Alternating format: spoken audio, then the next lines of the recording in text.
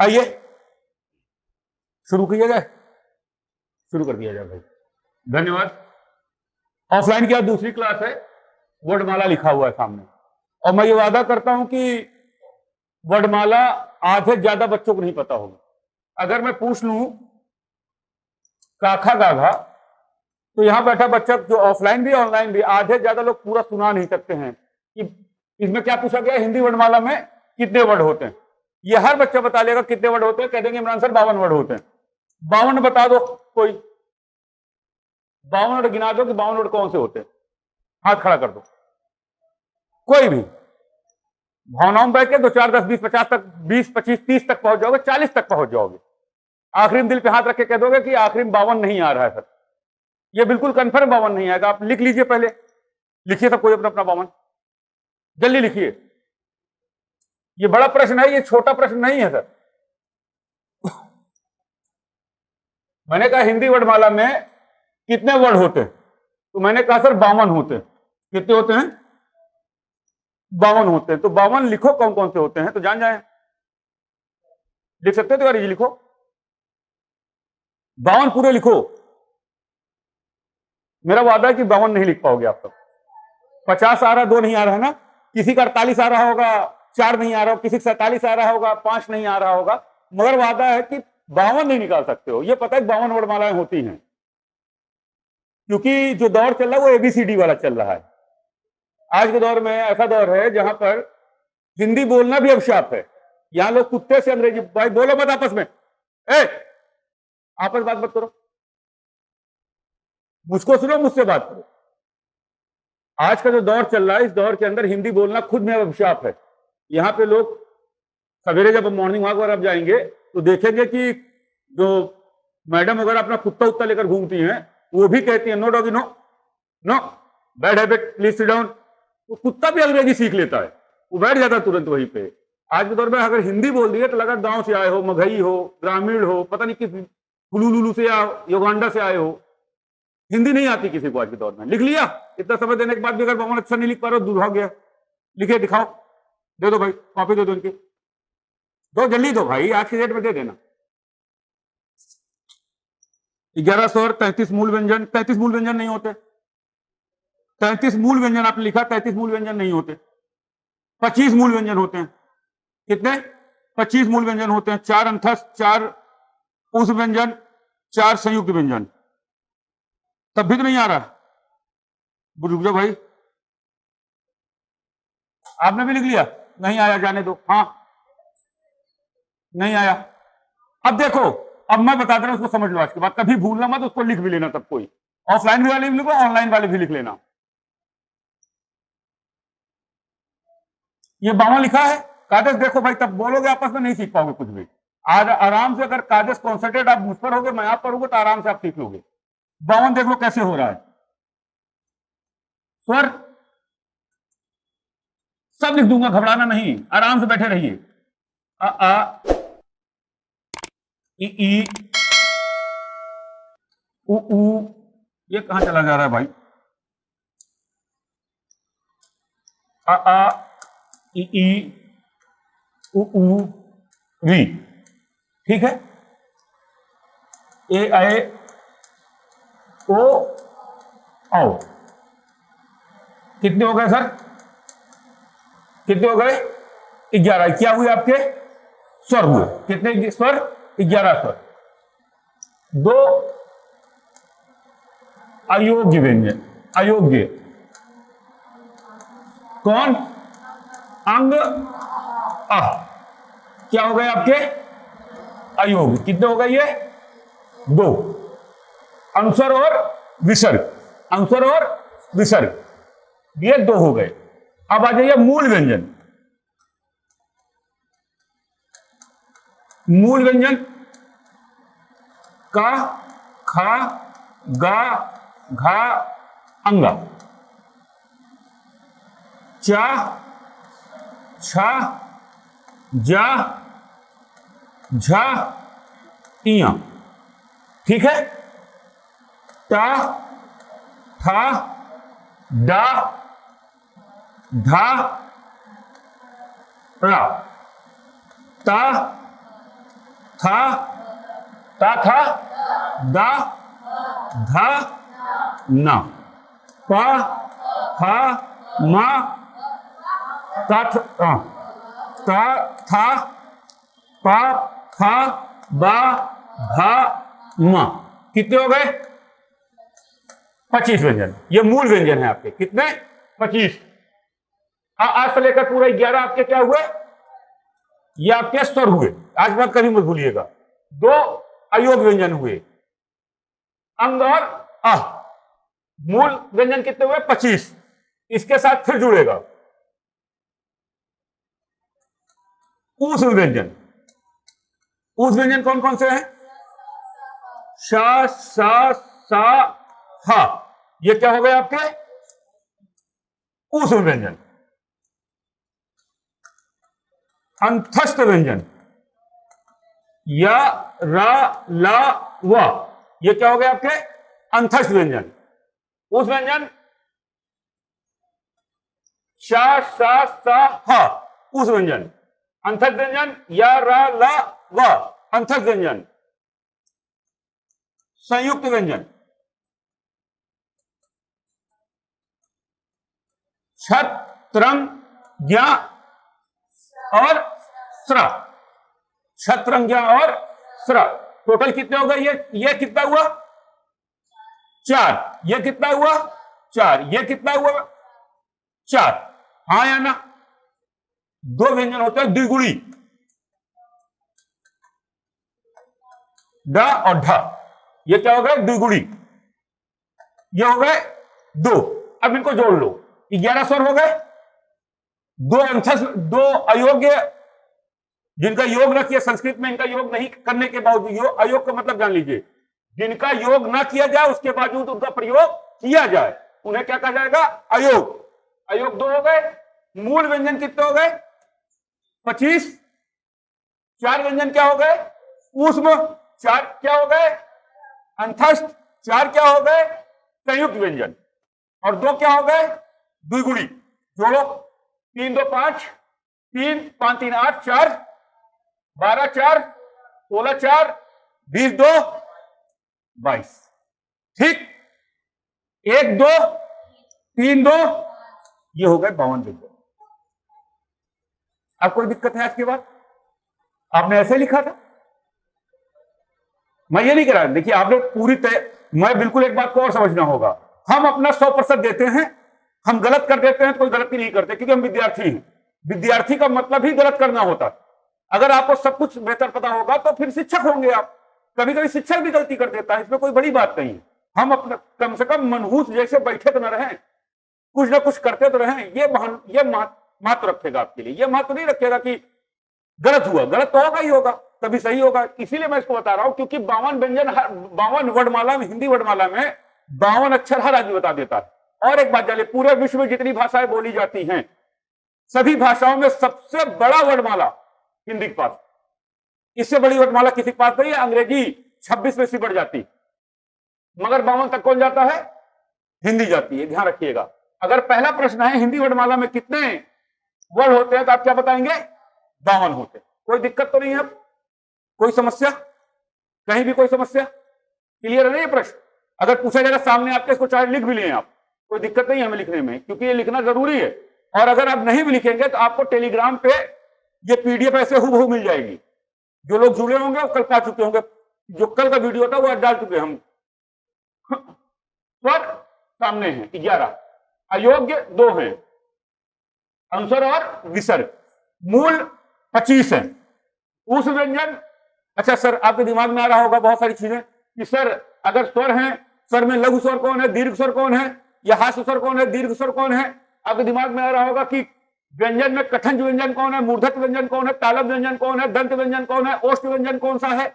आपके दिमाग में आ रहा होगा कि अगर अंतस्थ व्यंजन है तो अंतस्थ व्यंजन इसे क्यों कहा जाता है, उस व्यंजन है तो इसे शा, शा, शाह को उस व्यंजन क्यों कहा जाता है। अभी वक्त आने पर जब हम आपको आगे पीपीटी लेकर चलेंगे, आगे प्रश्नों पर लेकर चलेंगे, तो एक एक अक्षर को हम डिफाइन आउट करते चलेंगे। आप क्लियर है? चलिए आगे बढ़ जाए अगले प्रश्न की तरफ। ठीक, ये 52 क्लियर हुआ ना? 52 कैसे हुए? भाषा की सबसे छोटी इकाई किसे कहते हैं? अगला प्रश्न है, भाषा की सबसे छोटी इकाई किसे कहते हैं? ये जो लिखा है, ये सर हल्का सा वर्तनी सही कर लिया, शब्द लिखा है। क्या लिखा है? शब्द। अगर कहीं मिसिंग हो तो टाइपर है, कहीं मिसिंग कर सकता है, अभी शुरुआत हुई है इसकी। तो ये क्या लिखा है? शब्द लिखा है। और ये क्या लिखा है? व्यंजन लिखा है।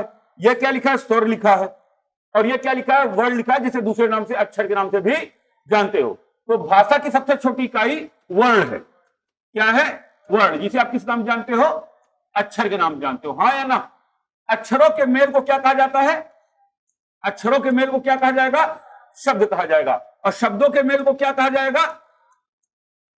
बराबर क्या शब्द, अगर दो शब्द मिलेंगे तो दो शब्द मिलेंगे क्या बनेगा? वाक्य बन जाएगा, हाँ या ना? और कई वाक्य मिलेंगे तो एक गद्यांश बन जाएगा, पैसेज बन जाएगा। क्लियर है? मैंने कहा सर भाषा की सबसे छोटी इकाई किसे कहते हैं? शब्द? बिल्कुल नहीं।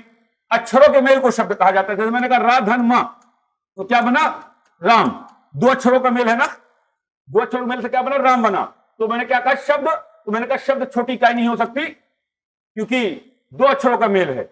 मैंने कहा व्यंजन, तो सर वर्ण के दो भेद हैं, स्वर और व्यंजन, हाँ या ना? मैंने कहा व्यंजन, तो व्यंजन वर्ण का एक भेद है, अक्षर का एक प्रकार है, और स्वर भी अक्षर का एक प्रकार है। स्वर सदैव स्वतंत्र होते हैं, स्वर के उच्चारण के लिए किसी व्यंजन की आवश्यकता नहीं पड़ती है, और व्यंजन सदैव स्वर पर निर्भर होते हैं। कोई भी व्यंजन बिना स्वर के उच्चारित नहीं किया जा सकता। आ से लेकर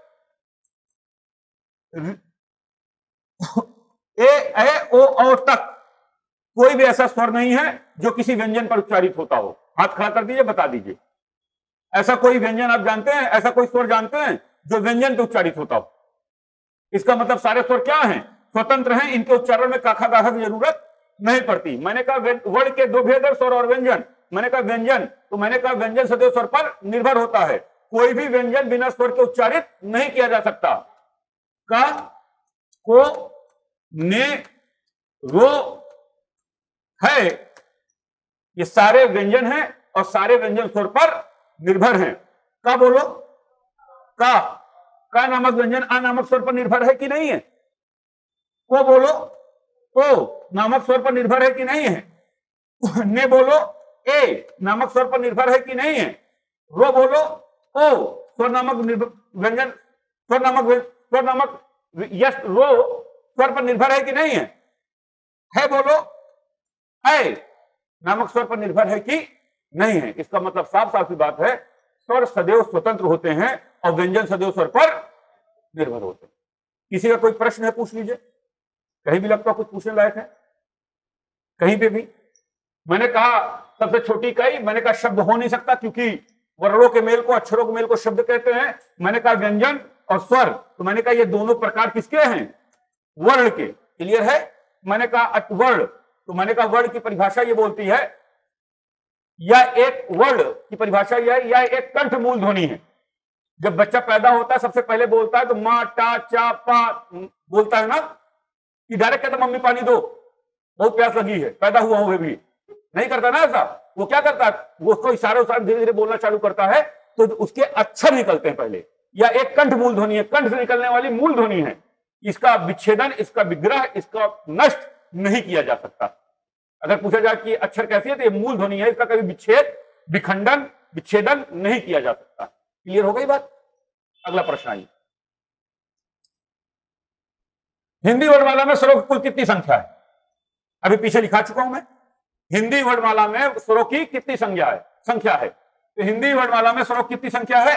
11 संख्या है। 11 देखो ऑप्शन है, हाँ ऑप्शन है, 11 ऑप्शन है।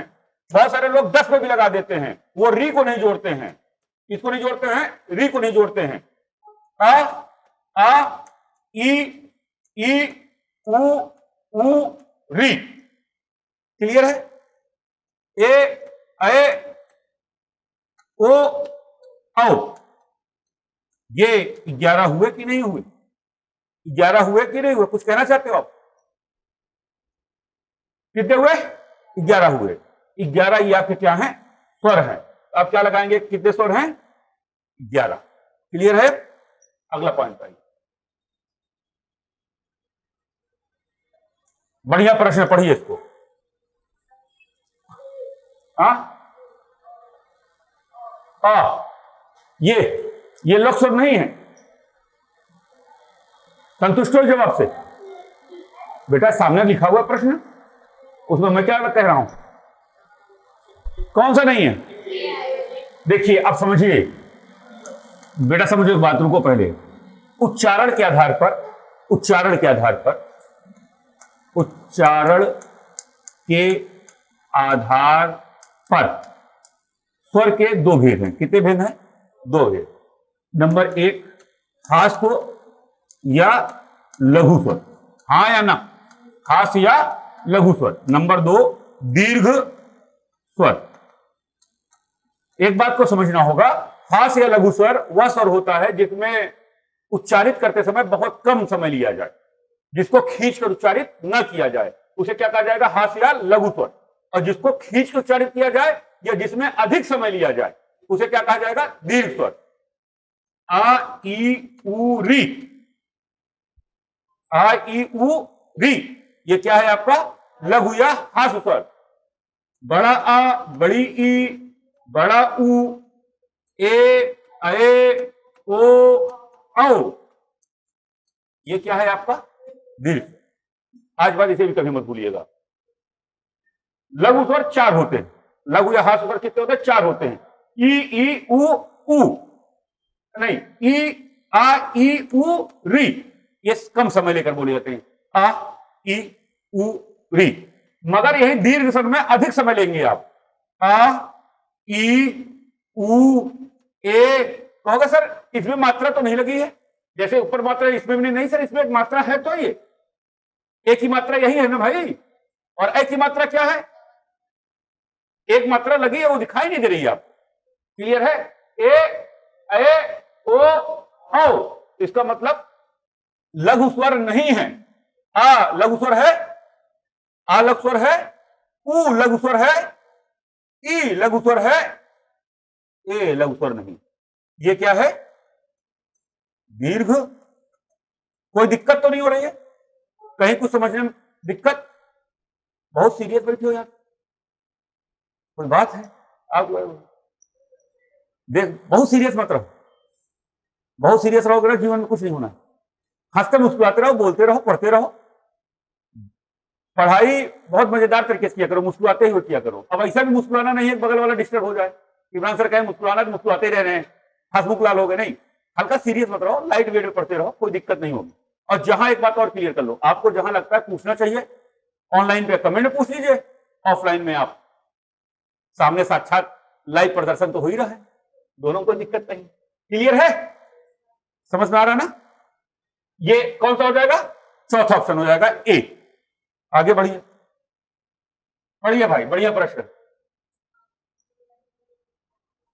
ओष्ठ ध्वनि निम्नलिखित में से ओष्ठ ध्वनि नहीं है। ओष्ठ ध्वनि नहीं है। चा, पा, फा, भा, मा। पा बोलो, पा बोलो। पा में देखिए दोनों ओठ अगर नहीं छुएगा तो पा नहीं बोल सकते हो। ओठ न छुड़ाओ, बोल के दिखाओ। हो सकता है? नहीं हो सकता। इसका मतलब क्या? ये ओष्ठ ध्वनि है। फा बोलो, ओष्ठ नहीं छूना चाहिए, फा बोल के दिखाओ। नहीं बोल सकते ना, तो ये ओष्ठ ध्वनि है। मा बोलो, ओष्ठ छुएगा दोनों ना, दोनों लिप्स आपस में टच करेंगे, ये क्या होगा? ओष्ठ ध्वनि है। चा बोलो, चा में ओठ नहीं छू रहा है। ये कौन सी ध्वनि? ये कौन ध्वनि है? कौन सा व्यंजन है? तालव्य व्यंजन। कौन सा है? तालव्य। ये ऊपर वाला जो मुंह का ऊपर वाला तलुआ है आपका, आगे वाली जीभ का सीधा पार्ट मुंह के ऊपर वाले तलुए में टच करेगा, अपने आप इस व्यंजन का उच्चारण हो जाएगा। अगर ऊपर वाला तलुआ आपकी जीभ नहीं छू रही है तो यह व्यंजन उच्चारित नहीं होगा। अगर उच्चारित होगा तो तुम तोतराकर, हकलाकर बोलोगे। उच्चारित करके देखो। चा ऊपर जीभ छूनी नहीं चाहिए, उच्चारित करो। करेगी ना हल्का सा टच, तभी उच्चारित होगा। इसे चा को क्या कहा जाएगा? तालव्य व्यंजन कहा जाएगा। और ये तीनों क्या हो जाएंगे बेटा? ओष्ठ व्यंजन हो जाएंगे। पा, फा, बा, भा, मा, ये आपके क्या है? ओष्ठ व्यंजन। क्लियर है? अगला पॉइंट पे निम्नलिखित तालव्य ध्वनि नहीं है, निम्नलिखित में तालव्य ध्वनि नहीं है। ये एक बात और बता दें, यूपीपी के अगर दृष्टिकोण से देखोगे, ये जो प्रश्न है बड़े इंपॉर्टेंट है। आप पिछले साल का उठाकर देखोगे, भी पेपर हुआ होगा, एक आध क्वेश्चन इससे जरूर बनता रहता है, इसलिए ध्यान रखिएगा। और एक बात और समझ में आ जानी चाहिए, इमरान सर अगर एक प्रश्न गलत हो जाएगा तो क्या हो जाएगा? अगर एक प्रश्न आपका गलत हो गया हिंदी में तो आप 5,000 बच्चे महीने चले जाओगे, मेरी टिप्पणी गिरेगी आपके दिमाग से। एक एक प्रश्न का महत्व है, क्योंकि हिंदी एक ऐसा सब्जेक्ट उत्तर प्रदेश पुलिस में है जो आपका स्कोर करेगा। मैथ में आप माइनस हो सकते हो, रीजनिंग में आप माइनस हो सकते हो, मगर आपका स्कोर अगर कोई करेगा तो आपकी हिंदी सबसे बड़ा स्कोर करेगी, जो आपको मैथ में, रीजनिंग में सहायता करेगी। अगर तुम्हारा कहीं बर्बादी हिंदी में हो गई तब गड़बड़ा जाएगा, तब सिपाही बनने का, वर्दी पहनने का जो शौक तुम्हारा है, खूब बढ़िया सिपाही बनेंगे, बेल्ट और भारत सरकार का, उत्तर प्रदेश सरकार का लगाकर, मछली और तीर धनुष लगाकर घूमेंगे, वो गड़बड़ा जाएगा। ठीक है। छ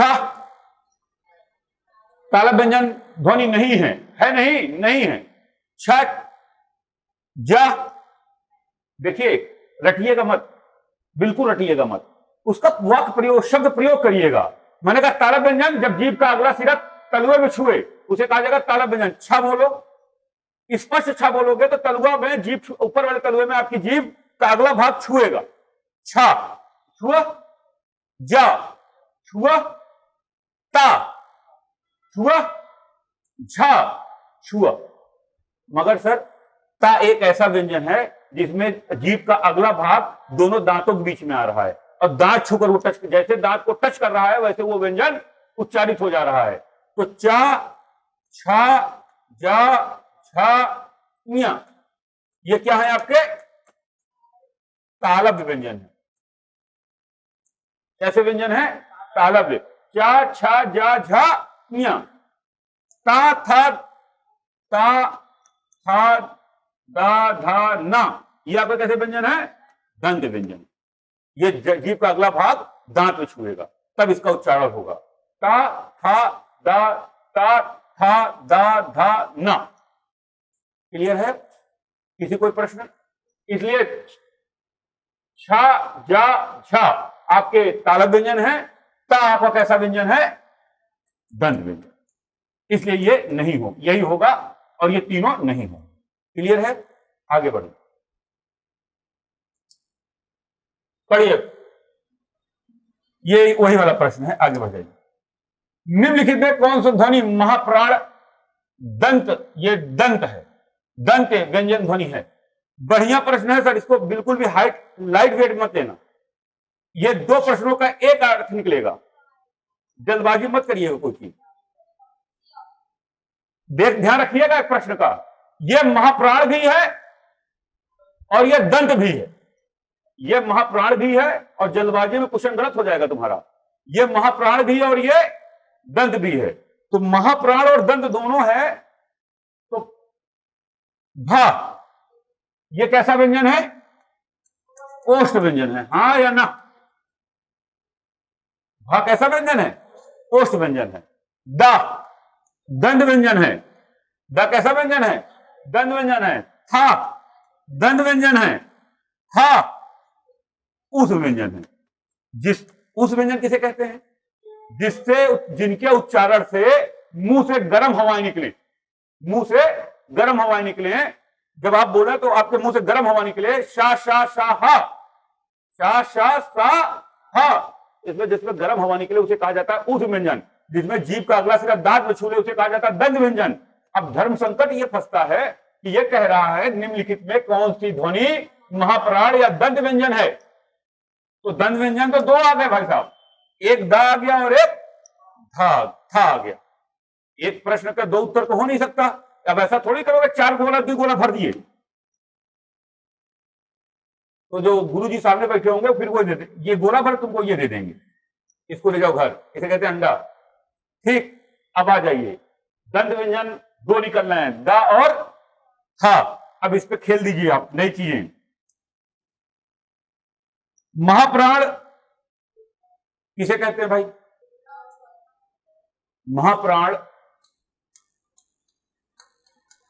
और दूसरा कौन सा होता है? अल्प प्राण। अल्प प्राण दो होते हैं, दो व्यंजन होते हैं ना, महाप्राण और अल्प प्राण। दूसरा और चौथा वर्ग अगर आपका रहेगा क्या कहलाएगा? महाप्राण। पहला, तीसरा और पांचवा आपका रहेगा क्या कहलाएगा? आपका अल्पराण। हाँ या ना? अब ले लो इसको, दंत वाले को, ता था दा धा, ता था दा धा ना। 5 हो गए। 5 में अब ले लो महाप्राण, क्योंकि महाप्राण पूछ रहा है, अल्पराण तो पूछ नहीं रहा है, तो दूसरा ले लो पहले वर्ग का और चौथा ले लो। ठीक, तो दंत में तो 2 आ ही गए थे। अब देख रहा महाप्राण कौन दोनों में से है, तो था होगा या धा होगा? तो था है, इसलिए तीसरा ऑप्शन सही होगा, क्योंकि ये महाप्राण भी है और ये दंत भी है। मगर ये जो दा है ये महाप्राण नहीं है, अल्पप्राण है, मगर दंत जरूर है। और हमको सही निष्कर्ष पे जाना है, इसलिए हमारा तीसरा ऑप्शन। अब कोई दिक्कत है? किसी कोई समस्या? एक बात का और ध्यान रखिएगा, ऑफलाइन वाले बच्चों को जवाब दे रहा हूं, ऑनलाइन पे कमेंट मत करिएगा, बस जवाब नहीं दे पाऊं, क्योंकि ऑनलाइन पे मैं हूं ही नहीं। ऑनलाइन ये आपका वीडियो शूट होकर जा रहा है, मैं लाइव नहीं हूं। और एक बात और, मैं लाइव आऊंगा भी, ऑनलाइन आऊंगा, लाइव आऊंगा और महामैराथन लेकर आऊंगा, लगभग 6 घंटे की महामैराथन लेकर आऊंगा, जब उत्तर प्रदेश करीब आ जाएगी। और जब उत्तर प्रदेश के 4 दिन बाकी रह जाएंगे, 5 दिन बाकी रह जाएंगे, तो मैं 12 घंटे की सबसे बड़ी महामैराथन लेकर आऊंगा, 400 क्वेश्चन की। उस दिन खाना भी यही खिला दूंगा, बैठा भी यही दूंगा, पढ़ा भी यही दूंगा, खाना वाना सब छुट्टी कर दूंगा, यही बैठे रहो, खाते रहो, लाइव क्लास लेते रहो। मगर तब भी मैं लाइव अगर आ भी जाऊंगा तो लाइव में तब भी मैं कमेंट का जवाब नहीं दे पाऊंगा, ये काम मेरा नहीं है कि गुरुजी प्रणाम, बहुत अच्छे लग रहे हो। एक तो मैडम बोलती है ना, जब पढ़ा रहे हो तो जुल्फुल से काटते हुए बताती हैं, हाँ मैम हमसे शादी करोगी। मतलब मैं जीवन में कभी ऑनलाइन इसीलिए नहीं आना चाहता था कि अलग अलग टाइप की, अच्छा बैठे हुए हैं आराम से तौलिया लपेट के, कुछ नहीं कमेंटे कर रहे हैं, क्योंकि 2 GB की डाटा भी खत्म करता हूं, चाहे जो कमेंट कर दे रहे हैं। अच्छा, मुझे कमेंट से कोई असर इसलिए नहीं पड़ता कि भारत का प्रधानमंत्री गाली खाता है, राहुल गांधी गाली खाते हैं, अखिलेश यादव गाली खाते हैं, हम गाली खाए कौन सा नाम बड़ा कर दिए। एक जगह मैंने कमेंट में पढ़ा था कि अब्दुल कलाम को गाली दे दिया एक आदमी। मैं तो बहुत डिस्टर्ब, बहुत देर तक डिस्टर्ब, अब पृथ्वी कोई नहीं बचा। अगर मेरा अपना बहुत स्ट्रांग मानना है कि अगर कोई व्यक्ति अटल बिहारी वाजपेयी को, अब्दुल कलाम को अशब्द बोल सकता है, तो पृथ्वी पर किसी बोल सकता, तो उसके लिए फिर हमको तैयार रहना चाहिए, फिर उसके लिए कोई बात नहीं करनी। इसमें क्लियर हो गया ना? महाप्राण, महाप्राण पहला, दूसरा और चौथा, अल्पप्राण पहला, तीसरा और पांचवा। अच्छा सर एक बात कहिए हमसे, ये तो महाप्राण अल्पप्राण हो गया, अगर अल्पघोष,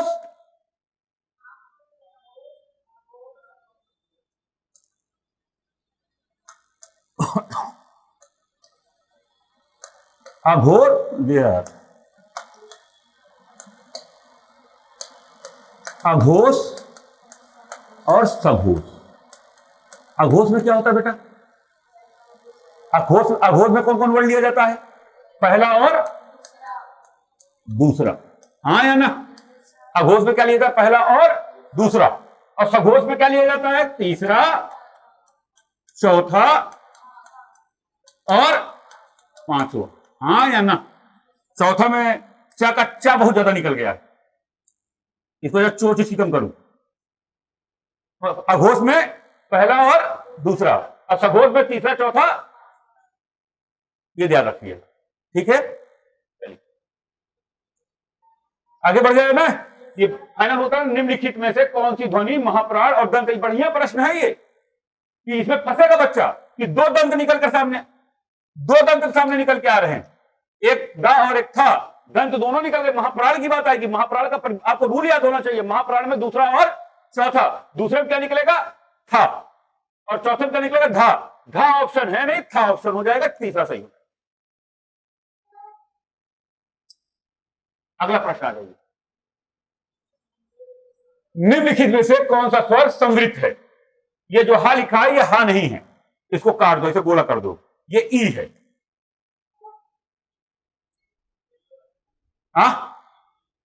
संवृत का मतलब क्या होता है? कितने होते हैं? 4। एक अर्धसमवृत्त, एक समवृत्त, एक विवृत्त, एक अर्धवृत्त। ठीक, चलिए ये किस आधार पर होते हैं?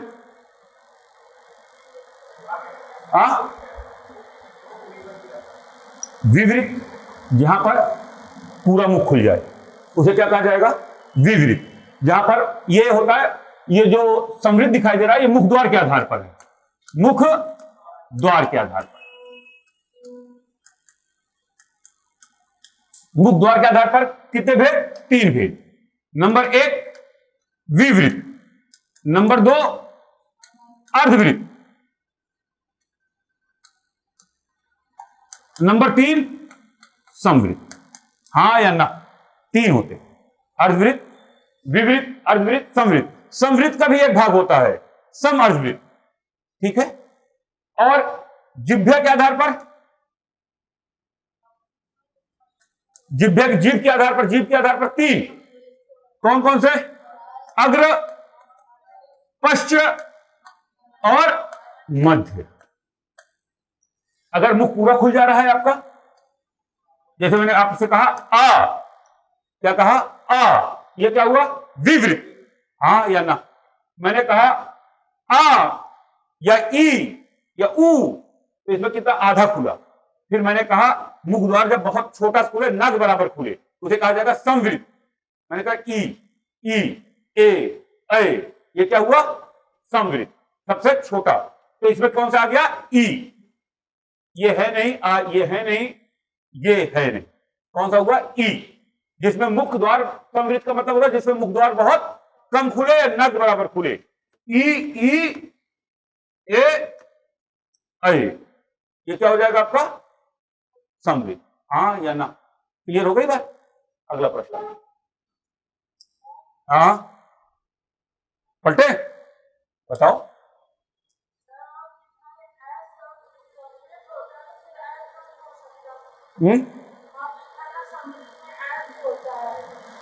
ये इसमें नहीं होता, सॉरी, ये नहीं होता ना, ई होगा। ठीक, आगे सर, ये नहीं है सर। बताओ भाई, ये दंत, बताओ भाई, हाथ खड़ा करो। मैं पहले बता चुका हूं, सा, सा, सा, शा, हा, शा, सा, सा, हा। कौन सा व्यंजन होगा? जिनमें गर्म हवाएं निकलती है। जब उच्चारित करके क्या निकलता है मुंह से? गर्म हवा निकलती है। उसे क्या कहा जाता है? ऊष्म व्यंजन कहा जाता है। इसे क्या कहा जाएगा? ऊष्म व्यंजन। हाँ या ना? अंथस व्यंजन, या, रा, ला, वा। हाँ या ना? ऊष्म व्यंजन, अंथस व्यंजन। अंथस व्यंजन मतलब होता है पेट के नाभि के चारों तरफ 4 अंगुल। पेट के नाभि सबके पास है, किसी पास नहीं है? सभी पास है ना? देख लो अपनी, जिसे गांव में कहता है बोलरी। नाभि के चारों तरफ 4 अंगुल उच्चारण करने में सबसे अधिक बल पड़े, उसे कहा जाता है ऊष्म व्यंजन, अंथस व्यंजन। जो पेट के अंदर से बात निकले उसे कहा जाता है अंथस व्यंजन। तालव्य व्यंजन, जो जीभ के तलुए में टच करने के बाद उच्चारित हो, जैसे चा, छा, जा, झा, इया। दंत व्यंजन, जो जीभ का अगला सिरा दांत के दोनों बीच में है और दांत जैसे बैठे उच्चारित हो जाए, ता, था, दा, धा, ना। हाँ या ना? मैंने कहा ऊष्म व्यंजन, जिसमें गर्म हवाएं मुंह से निकले, शा, सा, सा, हा, जिसे कहा जाता स्वाहा। ठीक, अगर आ गया तब तो ठीक है, नहीं स्वाहा। क्लियर है ना? तो कौन सा होगा? क्लियर है? हाँ, क्या होगा? हाँ, तो ऑप्शन है। जब ऑप्शन नहीं होगा दूसरा लेकर चलना होगा आपको, ये ध्यान रखिएगा। ऑप्शन है तो बात अलग है, ऑप्शन नहीं है तो जो ऑप्शन, फिर ऑप्शन कौन बन रहा है? क्या इसके सिवा कोई और ऑप्शन बनता आपको नजर आ रहा है? कल की क्लास में थे आप? कल की क्लास में अगर आप रहे होंगे, जब भाषा में पढ़ा रहा था तो उसमें मैंने बताया था अवहट, अवहट के बाद प्रारंभिक हिंदी। अवहट ऑप्शन में नहीं था, अभ्रंश ऑप्शन में था, याद आया? तो अभ्रंश का ऑप्शन लगाया ना, अवहट को तो नहीं लगाया फिर हमने, क्योंकि अवहट ऑप्शन में नहीं है। या तो हम 5वां बोला अपने आप भरे मार्कशीट में, मामला फंस जाएगा ना, तो गलत हो जाएगा। मगर एक बात का विशेष ध्यान रखिए, जितनी दुविधाएं तुम्हारे जीवन में है पढ़ाते समय, उन समस्त दुविधाओं को पूछ लीजिए। और एक बात, जो बच्चे अब नहीं है मेरे साथ यहाँ जुड़े हुए, लाइव नहीं है यहाँ पे, आमने सामने बैठ के बात नहीं हो रही, अगर वो कमेंट में भी कुछ पूछेंगे और मैनेजमेंट टीम हमको लगा बताएगी सर ये कमेंट आ रहा है, इसका जवाब दे दीजिए आप, मैं जब फ्री होगा मैं उसका भी जवाब वहां पर दे दूंगा। ये क्लियर है? हाँ, अगर जबरदस्ती वाले प्रश्न होंगे तो अवॉइड कर जाऊंगा या डिलीट कर दूंगा, अनफ्रेंड अलग कर दूंगा। आइए भाई अगला पॉइंट, बड़ी तेज बता रहे भाई तुम। हिंदी में मूर्धत्व, मूर्धन्य या मूर्धत्व बात एक ही है, ध्वनि है। मूर्धत्व ध्वनि की परिभाषा जानते हो आप सब? मूर्धत्व की परिभाषा क्या है? इसमें कोई परिभाषा में देखिए, किताबी अगर परिभाषा पढ़ेंगे तो पागल होकर घूमेंगे, कुछ दिन बाद रांची भी जा सकते हैं, यह पागल हो सकता है। सरल भाषा में परिभाषा ढूंढा करिए, सब भाषा किताबी ज्ञान वाली परिभाषा मत ढूंढा करिए। मैंने कहा जीभ का अगला सिरा, जीभ ऊपर वाले तलवे मारेगा तालब व्यंजन हो जाएगा। जीभ का अगला सिरा मुड़े, ऐसे मुड़ जाए जीभ का अगला सिरा, और मुड़कर नीचे वाला भाग ऊपर तलवे मारे तक कसे, तो वहां पर क्या हो जाए, जो उच्चारण होगा क्या होगा, मूर्धत व्यंजन। चाचा दादा ये कौन सा होगा? तालब है, हाँ या ना? तालब है ना? टा ठा डा ढा डा बोलो। मैंने पहली परिभाषा बताई, जीभ का अगला सिरा मुड़े, मुड़कर निचला भाग ऊपर तलवे मारे, और जैसे मारेगा वो उच्चारित हो जाएगा। कोई भी इसमें जितने भी आपको दिखाई दे रहे हैं, कोई भी व्यंजन आप उच्चारित करिए पहले। जीभ सीधी जीभ से कर रहे हो, मुड़ी हुई जीभ से कर रहे हो, मुड़ी हुई जीभ से, जहां जीभ मुड़े और तलवे के ऊपर पट से मारे, वहां पर क्या हो जाएगा, मूर्धत्व व्यंजन हो जाएगा। ये क्या हो जाएगा, हाँ या ना? क्लियर हो गई बात? जीभ का अगला सिरा क्या करे, मुड़ जाए और मुड़ के ऊपर तलवे में मारे, और जैसे मारेगा वैसे ये अच्छा उच्चारित, ये सीधी जीभ से उच्चारित नहीं होगा, ये जीभ फोल्ड करके उच्चारित होगा। और ये पापा पापा ये क्या हो जाएगा, ओष्ठ व्यंजन हो जाएगा, हाँ या ना? ये ताथा तथा ना दंत व्यंजन हो जाएगा। अब तो इतनी देर में तो याद हो जाना चाहिए तुमको। तो ये प्रैक्टिकल अगर आप करेंगे तो याद हो जाएगा। परिभाषा कभी याद नहीं करनी चाहिए, रट्टू तोता मत बनिएगा। रट्टू तोता बनेगा माइनस हो जाएंगे, एग्जाम फोबिया जब हावी होगा और पसीना जब आपका निकलेगा ठंडी के मौसम में भी, तो जान लीजिएगा पैर आपका जब स्थिर नहीं होगा तो जान लीजिएगा कि एग्जाम रूम में आप बैठ चुके। आपके दिल की धड़कने घोड़े ज्यादा बेलगाम, घोड़े ज्यादा खतरनाक दौड़ेंगी, और उसमें पापा की तबीयत खराब, माँ की तबीयत खराब सब याद आने लगेगी, पड़ोसियों का डांट भी याद आने लगेगा, और पूरे रिश्तेदार फन काट के बैठे हैं तुम्हारे ऊपर पहले से जीभ निकालते हुए, कैसे डसे और कहां डसे, और जहां फेल हो गए तुम्हें टक से मारेंगे। पहले जानता था कि इलाहाबाद में तुम पढ़ नहीं रही हो, हम तो तुम कई बार तो कॉफी मशीन पे देखे थे, कई बार तो कंपनी गार्डन के अंदर देखे थे, और जहां तुम्हारा निकल गया यूपीपी, पहले जानते थे तुम्हारे ललाट बता रही थी तुम बहुत तेज पढ़ने में, तुम्हारा चेहरा ही बता रहा था कि तुम पैदाइशी, तुम्हारा बता रहा था कि आईएएस निकलोगी, तो सिपाही निकल गया कोई दिक्कत नहीं है, रात में जाने के बाद पता चला घर में चूल्हा भी नहीं जला, अंदर कोस के मर गए। तो इसलिए भैया देखना काफी पड़ेगा। ये क्लियर है ना? मूर्धत्व व्यंजन, जीभ का अगला सिरा मुड़ेगा, मुड़कर ऐसे ऊपर तलवे मारेगा, उसे कहेंगे मूर्धत्व व्यंजन। जहां जीभ बिल्कुल सीधी होगी, ऊपर तलवे में छुएगी, उसे तालब व्यंजन। जहां दोनों ओठ आपस में जुड़ेंगे और व्यंजन उच्चारित हो जाएगा, ओष्ठ व्यंजन। जहां पर दांत के बीच में जीभ आएगी और व्यंजन उच्चारित हो जाएगा, दंत व्यंजन। क्लियर है? किसी कुछ लिखना हो लिख भी लिया करिए आप सब। वैसे ये पीपीटी में ऐसे उतरेगा आपके टेलीग्राम पे, आप उसको वहां से भी जाकर लोड कर सकते हैं। उसके बाद यूट्यूब पर वीडियो जाएगा ही जाएगा। अगर कोई चीज यहां मिसिंग हो रही है तो वहां जाकर देख लीजिएगा।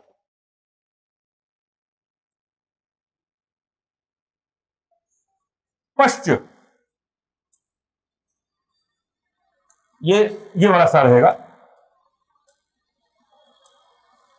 ये पश्च ऐसे लिखा जाएगा, पश्च स्वर है। बताओ भाई, बोलो भाई, बोले कोई? हाँ, पश्च स्वर का मतलब क्या है? ये किसके आधार पर है? ये जिह्वा के आधार पे है ना, जिह्वा के आधार पे है ना, जीभ के आधार पे है ना। अग्र मध्य और पश। पश में क्या आएगा? आ, बड़ा आ आएगा। आप जब इसका उच्चारण करेंगे, जीभ के 3 भाग होंगे।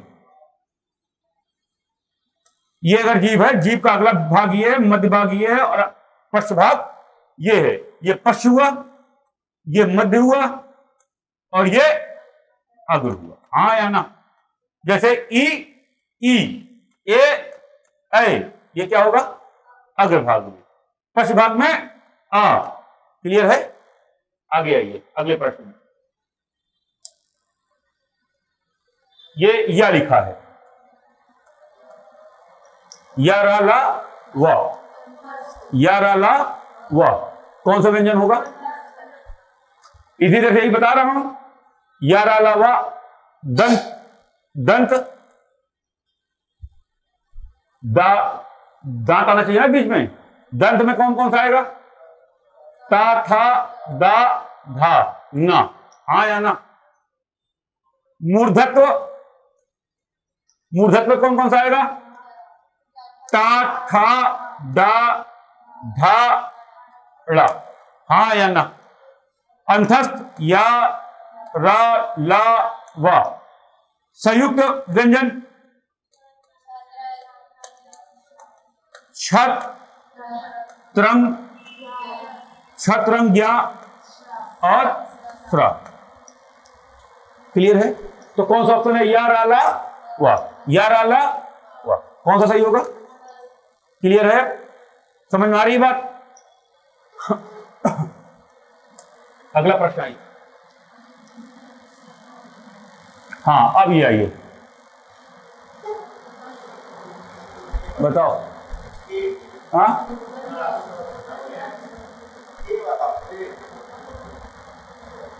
बताओ भाई।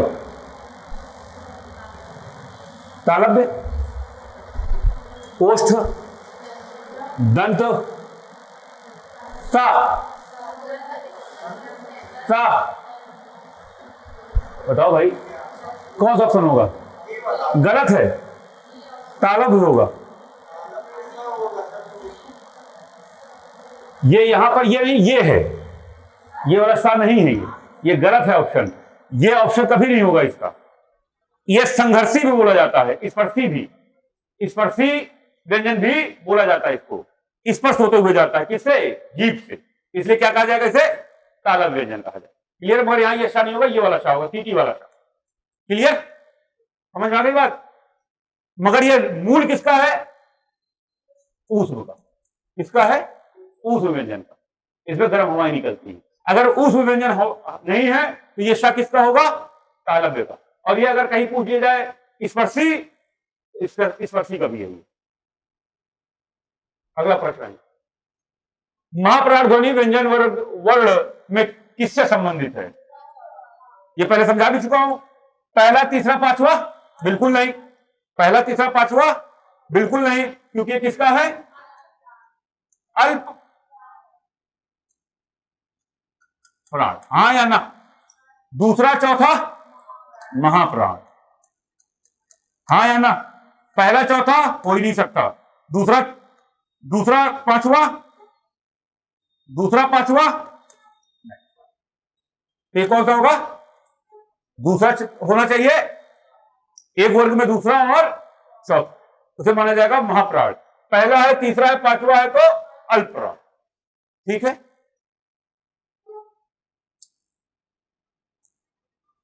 बढ़िया प्रश्न है। नासिका मतलब नाक से निकले। नासिका मतलब जिसका उच्चारण नाक से होता हो, उसे क्या कहा जाएगा? नासिका व्यंजन। इया, बोलो इया। नाक से निकला कि नहीं निकला? हाँ या ना? जुकाम होगा तो नहीं निकलेगा, वैसे निकल आएगा। और अगर जुकाम होगा नाक भी निकल सकती है। ठीक? पा, ओष्ठ। हाँ या ना? सा, ऊष्म। हाँ या ना? क्लियर है? इया, नासिका। ये का है। चा, तालव्य। पा, ओष्ठ, सा, ऊष्म, इया, नासिका और चा तालव। इसका मतलब तीसरा ऑप्शन सही है। क्लियर है? जानते हैं सर सबसे बड़ी बात क्या है? प्रैक्टिस बहुत जरूरी है, ये बिल्कुल ध्यान रखिए। प्रैक्टिस बच्चा, अच्छा मैंने देखा सर दिल्ली तक पढ़ा, मैं हरियाणा भी गया पढ़ने के लिए, रोहतक गया था, वहां गुड़गांव से मैं रोहतक पहुंचा, रोहतक से एमएड मेरा है। मैंने एक चीज को बहुत करीब से देखा कि यूपी का लड़का खासकर मैं देखता हूँ कि ये प्रैक्टिस नहीं करता, ये एसएससी भी प्रैक्टिस नहीं करता है, ये दरोगा भी प्रैक्टिस नहीं करता है, सिपाही प्रैक्टिस ये तब करता है जब बिल्कुल मुहारे आ जाए, जब बारात बिल्कुल मुहारे आ जाए तो इनको फिर भगोड़ा ढूंढने लगते हैं, कहाँ मिली कहाँ नहीं मिलेगा। वैसे जब मुहारे बिल्कुल आ जाएगी पूरी यूपी की 15 दिन बाकी रह जाएगा तो ये फिर प्रैक्टिस बैच ढूंढेंगे कि कोई ऐसा गुरु पृथ्वी मिल जाए जो आज ऐसे घोरे घोर के पिला दे लो पूरा काका काका अंगा चैसा टड़न्ना पम्मा यारलावा सतंगा स्वाहा। ऐसा नहीं होगा तब। आपको निरंतर प्रयास करना ही पड़ेगा और निरंतर आपको पढ़ना ही पड़ेगा, और प्रैक्टिस जब तक नहीं होगी तब तक तुम्हारा यूपीपी एसएससी कोई नहीं निकल सकता, क्योंकि मेन खेल है टाइम का। टाइम तुम्हारे पास रहता नहीं है, क्योंकि एक क्वेश्चन के लिए 42 सेकंड का समय है। अब 42 सेकंड में अगर क्वेश्चन सॉल्व नहीं हो रहा कोई मतलब नहीं है। तुम चाहे जितने बड़े प्रचंड विद्वान हो, अगर तुम्हारी विद्वता तुम्हारे क्लासरूम के अंदर, एग्जाम हॉल के अंदर तुम्हारे मार्कशीट पे नहीं उतर रही है, तुम बताते रहो विद्वान हो, कोई मानने को तैयार नहीं है। तुम बताते हो मैंने बहुत पढ़ा जाकर प्रयागराज में, कोई मानेगा क्या? सब कहेंगे कि सो कर बिता दिया जीवन, नाश कर दिया, गुप्ता जी का पैसा, पाणी जी का पैसा।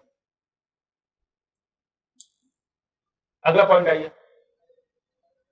ए क्या है, वर्ड क्या है, बताओ। ए वर्ड क्या है? बढ़िया प्रश्न है। पहले उच्चारित करो, ए पहले बोलो, ए पहले बोलो। क्या नासिका आ रही है? दूर दूर तक नासिका का पता है नहीं ना, तो नासिका नहीं हो सकती। मूर्धन तो क्या जीभ मुड़ रही है? सारी परिभाषा बता चुका हूं ना, क्या जीभ यहां मुड़ कर उच्चारित हो रही है?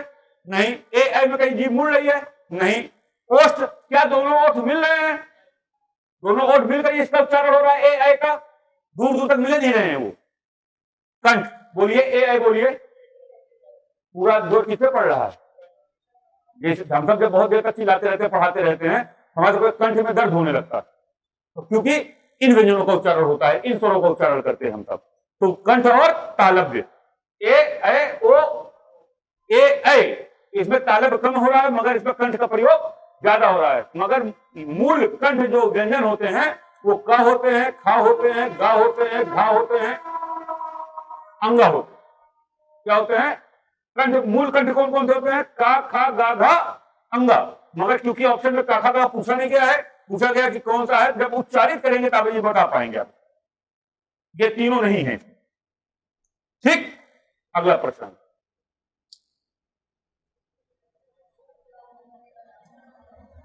निम्नलिखित में से कौन सा टा वर्ग का नहीं है? तो टा वर्ग का नहीं है, इसका मतलब पहले टाटा ढाडा लिख ले। टा ठा डा ढा डा, हाँ या ना? टाटा ढाडा डा लिख लिया। अब मिला लो, टा ठा है, क्या हुआ बताओ पंडित जी? कोई दिक्कत नहीं है, वो सही रहूं ना? क्या तिवारी, ठा क्या है ना? इसमें ये ठा है, धा नहीं है, डा ये है, ड़ा हाँ या ना? क्लियर हो रही है बात? ये वाला नहीं है, इसका मतलब ये क्या है? सही ऑप्शन। कौन सा टा वर्ग का व्यंजन नहीं है? तो धा टा वर्ग का व्यंजन नहीं है। ये ता, था, दा, धा, ना, ये किस वर्ग का है? टा वर्ग का। क्लियर है? अगला पॉइंट, शब्द, किस शब्द में री स्वर का प्रयोग नहीं है? बढ़िया प्रश्न, सरल प्रश्न। ये री है, ये री है, ये री है, रिवाज में री नहीं है। इसमें क्या है? इसमें क्या है? छोटी ई है, यहां पर री नहीं है, और सब में री अवेलेबल। क्लियर है? कोई दिक्कत कोई? जैसे मैं कहता कृषाणु, यहां पर री है, मैं कहता कृपया, यहां री है। मैं यही कहता कोप, यहां को है, हाँ या ना? ठीक, इसमें री नहीं है, इन दोनों में री है, इनमें री है, इनमें री है, इनमें री है, मगर इनमें री नहीं। तो री वाज जो है बी ऑप्शन आपका सही हो जाएगा।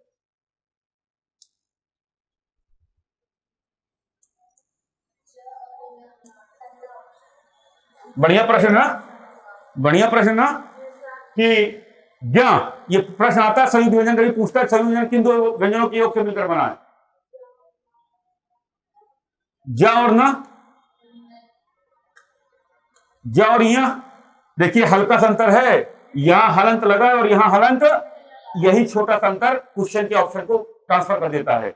ज और न्या, ये तो कोई दूर दूर तक है ही नहीं। ज हलंत, ये हलंत का चिन्ह है, प्लस इया।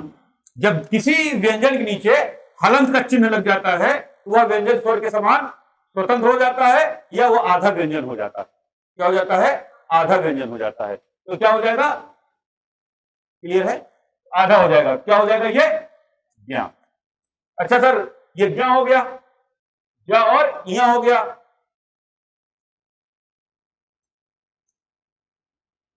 छा का बताओ। का धन सा, क्या हुआ? क्या हुआ? छा। इया का बताओ। नहीं, ये तो है नहीं। छत त्रम ज्ञा स्रा, चार संयुक्त व्यंजन है। तो ज्ञ का क्या बना? का धन सा, क्या बना? ज्ञ। त्रा का ता धन रा, क्या बना? त्रा। ज्ञ का जा और इया, क्या बना? ज्ञ। स्रा का सा और रा, सही है? ये वाला सा सही है? नहीं, ये वाला सा गलत है। ये वाला गांव से बोला जाता है पेट फड़ुआ सा, अलग पेट फड़ुआ सा, पेट फाड़ दिया गया ना पाका, तो क्या बन गया? इसे खटकोर वाला सा भी। हाँ, ये वाला सही है? ये भी गलत है।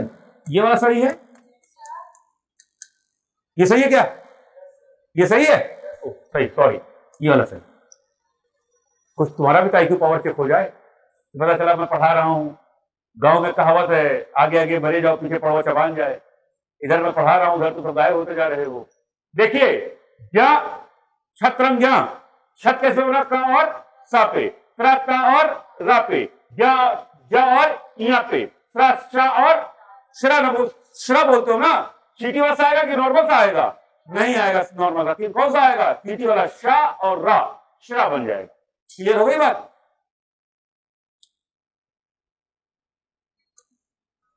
निम्नलिखित में कौन सा शब्द ये है?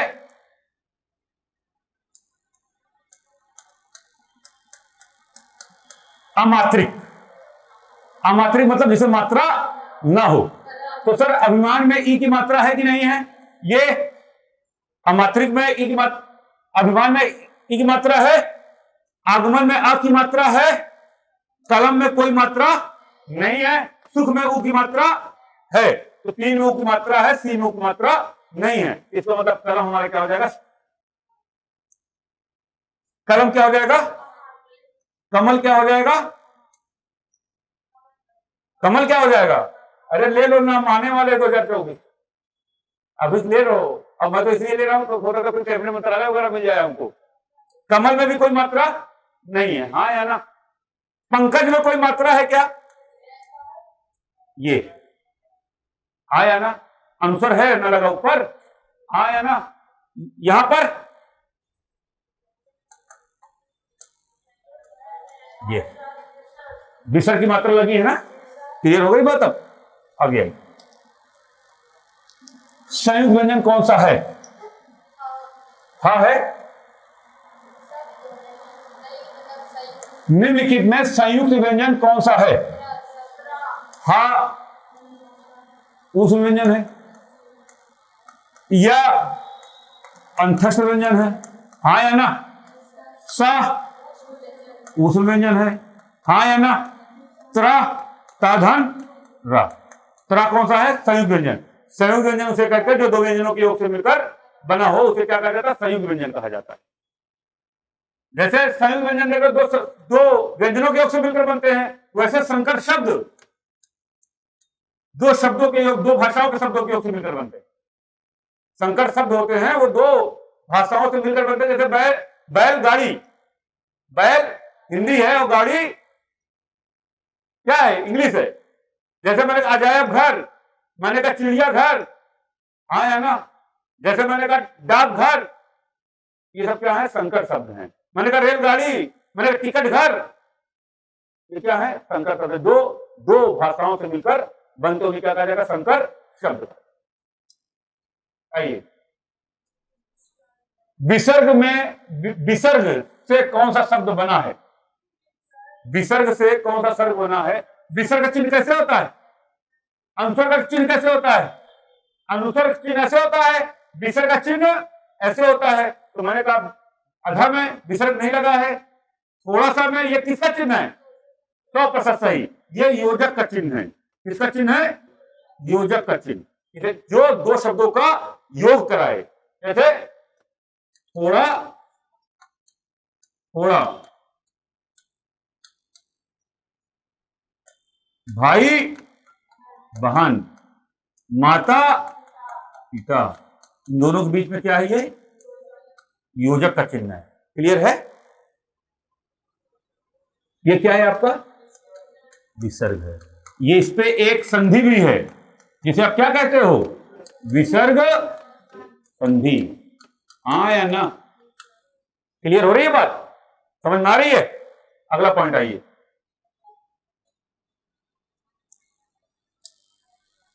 ये शायद आखिरी प्रश्न हो, इसको पढ़ लीजिए। पढ़ो भाई। निम्नलिखित में से संयुक्त व्यंजन कौन सा है? वही वाला है क्या? त्रा। ठीक, ये खत्म हो गया भैया। एक और है, निम्नलिखित में अंतर व्यंजन नहीं है। निम्नलिखित में एक बात का और ध्यान रखिएगा, विशेष भी मेरी बात का ध्यान रखिएगा। क्वेश्चन को बड़ी स्पीड में पढ़िएगा, मगर स्पीड में पढ़ते हुए प्रश्नों को कोई एक चीज मिसिंग मत कर दीजिएगा। अगर क्वेश्चन में मिसिंग कोई एक शब्द हुआ तो उसका आंसर भी उल्टा हो जाएगा। निम्नलिखित में से कौन सा वर्ण अंतस्थ नहीं है? निम्नलिखित में कौन सा वर्ण अंतस्थ नहीं है? या अंतस्थ है? रा, अच्छा बोल दो, देखिए। या अंदर से आवाज आ रही है ना? रा अंदर से आवाज आ रही है। हाँ, वाह, कहोगे इमरान सर हा से भी तो अंदर से आवाज आ रही हो, कहां बाहर से आ रही है? हा बोलो, हा, मगर इसको किस में डाल दिया गया है? ऊष्म व्यंजन में। किस में डाल दिया गया है? ऊष्म व्यंजन में। इसलिए सी ऑप्शन जो है यही अंतर व्यंजन नहीं है। ए ऑप्शन, बी ऑप्शन और डी ऑप्शन, या, रा, वा, ला, ये क्या है आपके? अंतर व्यंजन हैं। शा, सा, सा, हा कैसे व्यंजन है आपके? ऊष्म व्यंजन। अगला कोई प्रश्न बचा है? खत्म? अच्छा एक बात दिल से बताइएगा, आप सब जितने लोग यहां बैठे हो, आपके 25 प्रश्न हमने कराए, वर्ड से संबंधित कराए। अभी एक बात और ध्यान रखो, अभी मैं पूरा मिलाकर नहीं करा रहा हूं। अभी मैं पहले भाषा पढ़ाया, फिर आज वर्ड पढ़ा रहा हूं, कल आपको मैं शब्द पढ़ाऊंगा, फिर वाक्य पढ़ाऊंगा, फिर लिंग पढ़ाऊंगा, फिर वचन पढ़ाऊंगा, फिर संज्ञा, सर्वनाम, विशेषण, क्रिया। इस तरीके से कंटिन्यू। पहले एक बार हिंदी खत्म करूंगा मैं, जब हिंदी पूरी खत्म हो जाएगी फिर मैं मिक्स करूंगा। तब तक तुमको कुछ तो पता चल जाएगा कि हाँ क्या है, ये पुरानी चीजें याद हो जाएंगी, ताकि मिक्स जब मैं पढ़ाऊं तो आपको दिक्कत भी नहीं होनी चाहिए। और एक बार दिल से ये बता दो, केवल इतना जानना चाहता हूं कि जितना बढ़िया से आप क्लासरूम में बैठ के पढ़े, दिल पे हाथ रख के कह दो घर पे इतनी बढ़िया पढ़ सकते हो। ऑनलाइन अगर मैं कहता हूं मुझसे अच्छा टीचर होता था, पढ़ा रहे हो आपको, क्या ऑनलाइन पे जाकर इतनी देर आप कॉन्सेंट्रेट हो सकते हो? 1 घंटे नहीं हो सकते, मैं मान नहीं सकता था। पता चला भैंस दूध लो, भैंसी चारा दे दो, कुकुर उगा लो, फिर 1 घंटा तुमसे मोबाइल में चलाओ, वैसे आता है मर जाओ। व्हाट्सएप किसका आया होगा? 1 घंटा मोबाइल में चलाना अपने में ये जान लीजिए एक इतिहास है। तो कम से कम ऑफलाइन पढ़ने पे ऑनलाइन पढ़ने में ये अंतर है। बहुत बच्चा अगर मजबूर है, इकोनॉमिकल क्राइसिस से गुजर रहा है, या बच्चे का कोर्स कंप्लीट हो चुका है, उसने बहुत प्रैक्टिस ऑलरेडी कर रखी है, वो पढ़ सकता है। मगर जो बच्चा बिल्कुल फ्रेशर है और वो ऑनलाइन पढ़ना चाह रहा है, वो अपने पैर पे कुल्हाड़ी मार रहा है, माता पिता उसके पैर पे कुल्हाड़ी मरवा रहे हैं, दोनों साथ चल रहे। कोशिश करा करिए कि रेगुलर पढ़ा करिए। और एक बात जानिए सर, जब तक सिलेक्शन ना मिल जाए तुमको, तब तक निरंतर पढ़ते रहिए, तब तक अपने आप को बिल्कुल। और एक बात, और 7 बात की शिकारी मत बनिए। अवसादवाद का मतलब निराशावाद। किसी को देखकर बहुत ज्यादा ईर्ष्यालु मत बनिए। एक बात का विश्वास रखा करिए, आज तुम्हारे पास है, कल हमारे पास होगा। आज तुम्हारे पास है, कल हमारे पास होगा। शायद आपने मुझसे ज्यादा मेहनत की थी, इसलिए आपको ईश्वर ने जल्दी दे दिया। शायद मैंने कम मेहनत की थी, ईश्वर हो सकता समय ले रहा है। मगर मैं पॉजिटिव रहूंगा, मैं उस हर पल पॉजिटिव रहूंगा जहां मेरे साथ अनादर होगा, मेरा सम्मान गिराया जाएगा, मुझ पर ताने कसे जाएंगे। मैं उस हर जगह पर संतुलित बनाकर रखूंगा अपने आप को, जब तक मैं सफल नहीं हो जाऊंगा। और जिस दिन आप सफल हो जाओगे, उस दिन पृथ्वी पे ऐसा कोई व्यक्ति नहीं जो आपकी आलोचना करेगा। हर आदमी आपसे मित्रता करने की कोशिश करेगा। आज के लिए धन्यवाद, नमस्कार।